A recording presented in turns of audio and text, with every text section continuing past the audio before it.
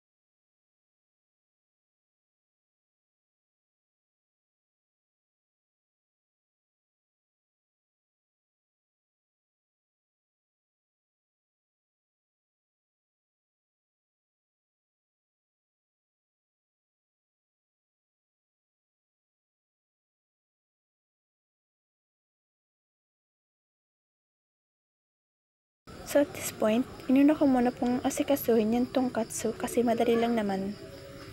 By the way guys, nababad ko na pala yung karne sa salt and pepper. And then coat natin sa harina na may salt and pepper para talaga may lasa ang ating tonkatsu, diba? By the way, malinis ang kamay ko dyan ha. Naghugas talaga ako ng bonggang-bongga. By the way, balik na tayo sa lulutuin natin.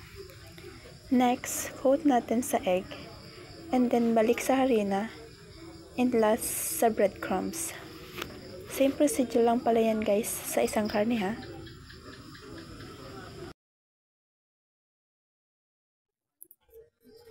At this point, lulutuin na natin ang ating tonkatsu.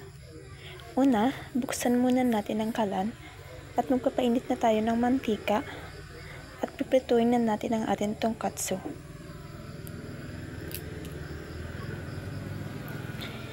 Ilagay na natin ang ating tonkatsu at lutuin hanggang sa mag-golden brown.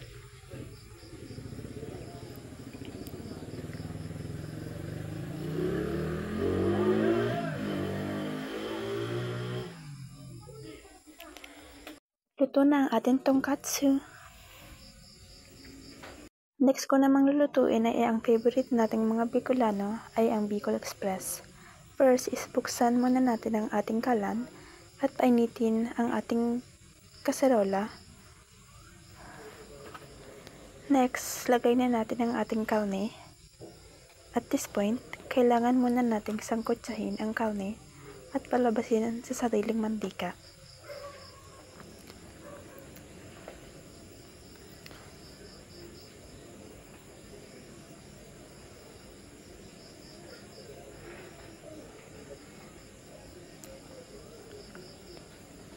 Kailangan natin ipa-golden brown ang ating karne para mas masarap at mas crunchy siyang kainin.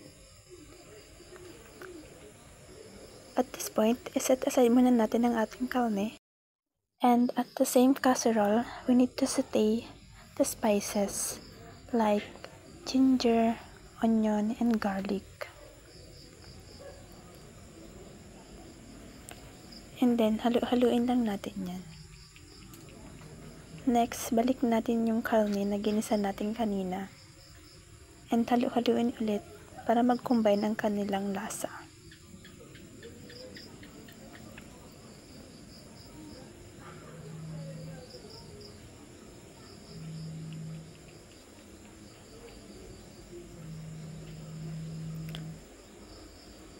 Next ko naman ilalagay ay yung alamang.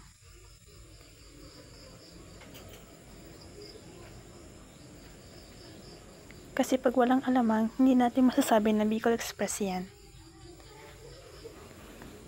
Sunod ay yung gata. Kagang gata pala yan guys ha. Yung unang piga. And then, papakuluin natin yan 30 minutes. Para masigurado natin na maglambot yung karne. Sunod naman ang nilagay ay yung siling haba.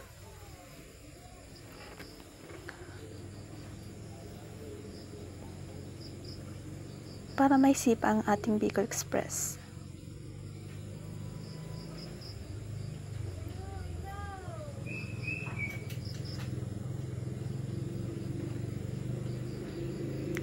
Dumikit pala yan guys ha, kaya nilagyan ko ulit ng gata. Papakuluan ko ulit ng ilang minuto at pwede na itong haunin.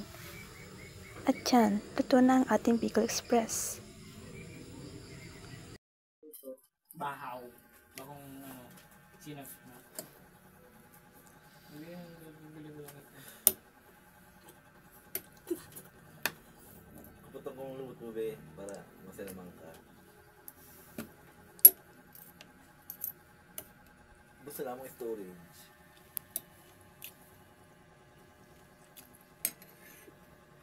Masarap siya. Nagko-combine yung lasa ng karne, tas yung anghang. Ay, sa'yo mo niya. Sorry.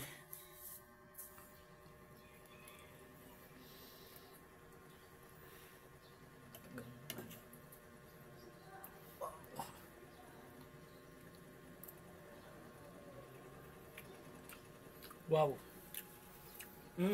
Masarap. Sobra. Ano, nangingibabaw yung anghang niya.